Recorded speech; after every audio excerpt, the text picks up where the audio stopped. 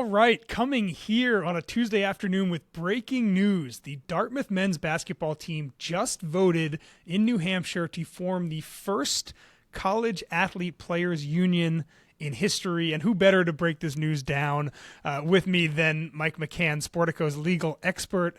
Mike, top line here, 30,000-foot view, as hyperbolic as you want to be. How historic a moment is this for college sports?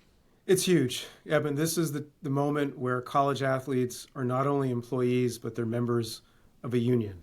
And it's fair to say if Dartmouth players who do not receive athletic scholarships, who are not part of what many would say is a major program, are employees, it really sets the precedent that we will see certainly other athletes in the Ivy League and athletes at other private colleges, which are governed by the law here, the National Labor Relations Act.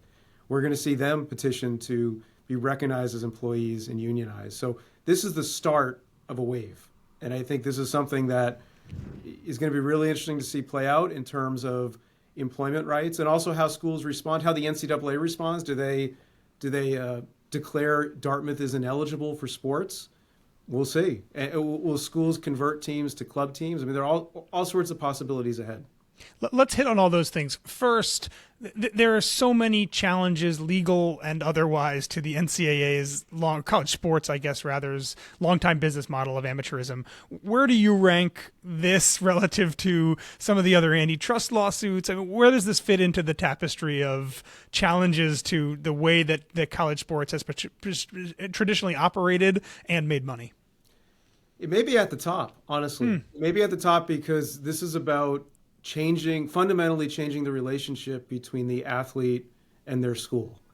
And we haven't seen that before. We have seen other cases that are big. Ed O'Bannon's case leading to a recognition of name, image, and likeness as a real issue that states would later use to pass NIL statutes. And then, of course, the Alston case. The Alston case is interesting because it wasn't really about a central topic. It was about paying athletes for education-related expenses. But that case was huge because it was at the Supreme Court. And the court said, look, the days of NCAA getting deference under antitrust law are over, and we've seen that play out. But this is the one that's really going to change the relationship between schools and athletes. And that may be good, that may be bad. It depends on one's perspective. But it's a fundamental shift, and I don't think you can go back from it.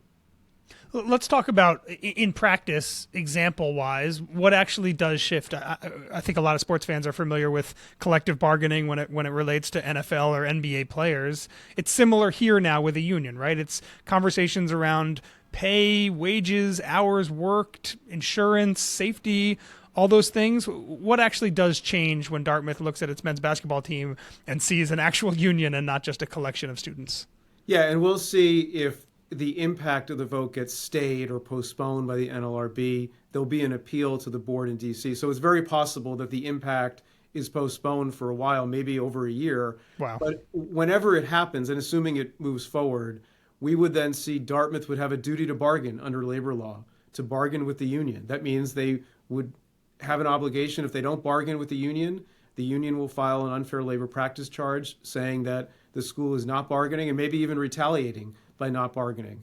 So that would mean negotiating, as you said, potential wages, hours, money for healthcare expenses that are out of pocket, things like travel time. And some have said, well, this means they're going to be paid to play. I mean, sort of, but not necessarily entirely. For instance, practice hours. Let's say they agree that 20 hours a week is it, like really it. That's not a violation of the NCAA rules, right? Because the NCAA typically caps countable hours to 20 hours a week, except this time they would be enforced. It would actually be a violation of their employment that they're working more than 20 hours a week and at least not compensated for it. Why is it, Michael, that, and maybe this is, I think it's an obvious question, but why is it that schools have fought this for so long? Dartmouth did not want this to happen. I think a lot of other private schools, and we can talk about the private-public distinction, also don't want this to happen on their campus. What is the argument that schools made for why this shouldn't happen or doesn't need to happen? Yeah, the classic argument, and Dartmouth's used it, and every school uses it, is they're not employees. The argument is that they're student athletes and that their relationship to the school is primarily academic, and that it shifts the relationship in a way that wasn't intended by the NCAA. That's the primary argument. Obviously, there are a lot of rebuttals to that they're effectively working in terms of hours.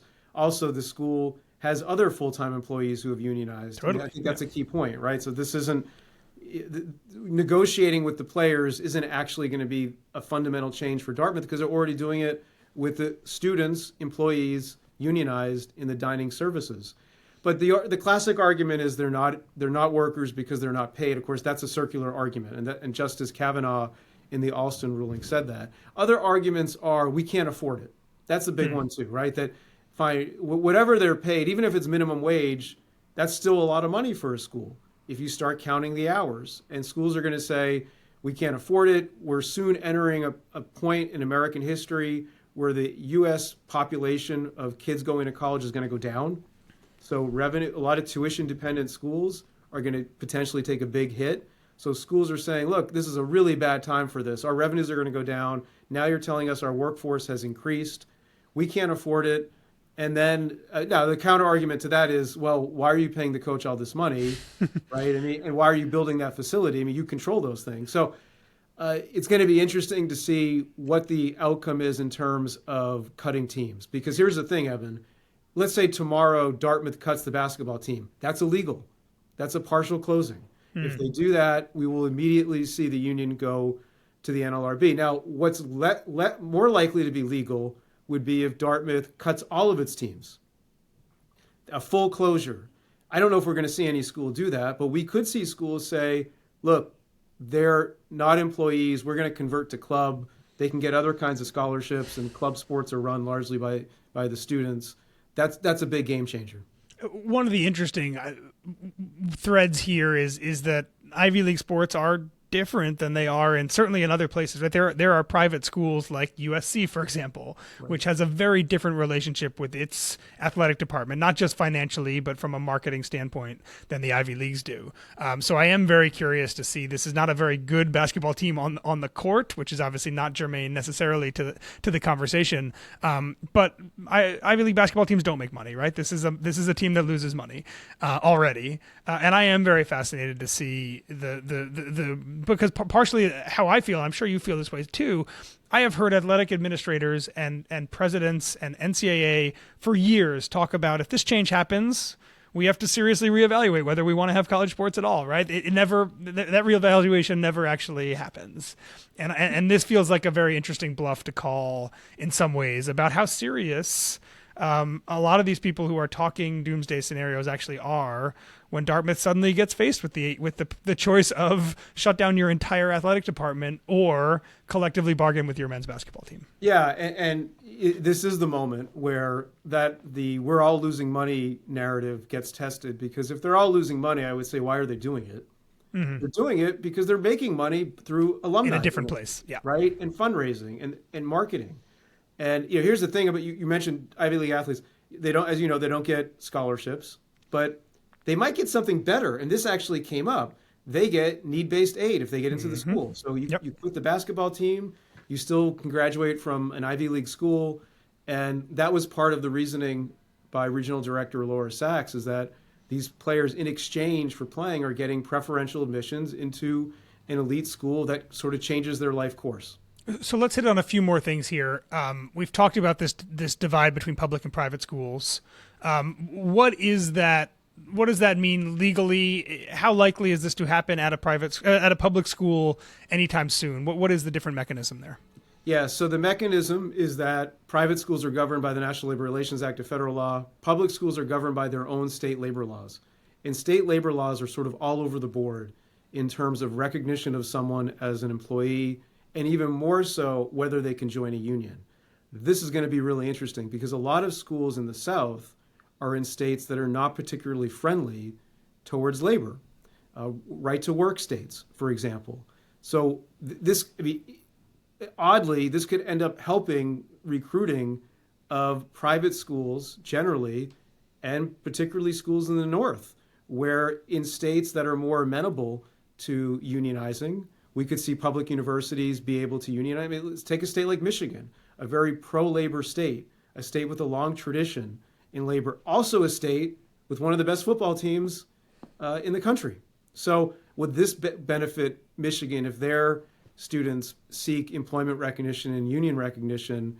Lots of interesting features to this. What do you expect the NCAA to do or say in the next 24 hours about what happened at Dartmouth today? I think they'll reiterate talking points that they've given, which is we insist that these are student athletes who are not employees. So we'll get this sort of repetitive talking point.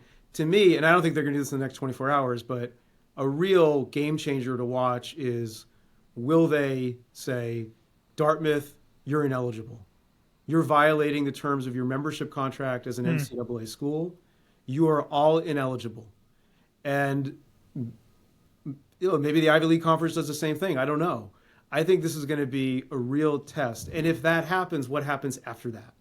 Will the athletes then argue, hey, NCAA, you can't do that, and you're also our employer as well? Do they then argue joint employer, which is being argued in a case involving USC football men's and women's basketball players, that we could then see the rebuttal being, not only you're not allowed to do that, you are actually our employer as well. So in a way, the NCAA might be inviting another legal problem if it does that. And I could see the players immediately seeking a restraining order against the NCAA. Dartmouth's in a weird spot, right? Because Dartmouth's a member. And I wonder if we gave a truth serum to Dartmouth, they may be okay with this, honestly. I was actually going to ask you that exact thing about how you think the school, in a nutshell, probably feels about this or doesn't feel. I think they have a tradition of student employees, unionized employees. It has not been a major source of disruption from everything I know for the school. It probably builds a sense of community, I'm guessing. They're doing what they have to do as members of the NCAA and Ivy League Conference, but I wonder if they could sort of speak as they really believe, that they would be fine with this. Stupid question here. Men's basketball team rosters turnover about 25% of the roster every year. In this potential scenario in the future where there's individual teams are unionized, is there a vote every year for the new roster to decide if they want to do this? Does it get grandfathered in and everyone automatically steps into a world where there is a players association? How does that work year over year with so much turnover? So the future players will be slotted into jobs, essentially. So it is as if they are taking the job of someone else. And it's almost as if that someone else had a 4-year deal, right? They got to go to Dartmouth and got need-based aid for up to 4 years, and they can graduate. Then they leave that job, they leave the school, and they leave that job. So the new player would be taking on someone else's job. Now the players could decide they don't want to continue a union. They could vote to decertify. That's always a possibility. Who knows? But to me, that's kind of a very ambitious step for any bargaining unit. And I'm doubting that we would see that. Now, look, if the NCAA declares Dartmouth ineligible, maybe that would build some support for eliminating the union. I don't know. I don't believe that would happen, but you never know. Last one for you here, because I see this question a lot on social media. College football fans may remember Northwestern dabbling in the union thing a number of years ago. What's the easiest way to describe how different this is, how much further Dartmouth is, at least right now, than Northwestern football team got a decade ago?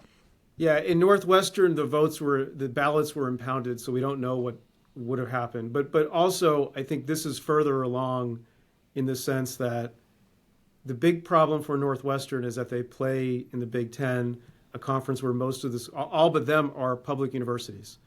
And the NLRB was clearly uncomfortable with the prospect of saying, hey, Northwestern football players, you're employees, but we have no jurisdiction over those other schools. And as a result, we can't weigh in. So you're going to have Northwestern football players as employees. Everyone else is not an employee. They thought that would be disruptive. Now, some thought that was sort of a cop-out. But in any event, that issue, as we know, isn't true with the Ivy League. They're all private schools. So in a way, some people have said, I can't believe Ivy League would be leading this. They are actually the perfect vehicle because a key reason why Northwestern lost is off the table. I want to give you the last word here. You have been covering not just this topic, but so much of the changes in college sports for decades. You've testified on Capitol Hill. I cannot even begin to think about how many articles you have written about this exact topic. Leave us with your thoughts on just how big and how much change you think this is going to precipitate moving forward. We are in a new era of college sports. And we are in an era where athletes, whether they're employees in a union, through this or various other cases that are going on. There's a whole slew of them, and obviously on Sportico we've got a lot of articles on them.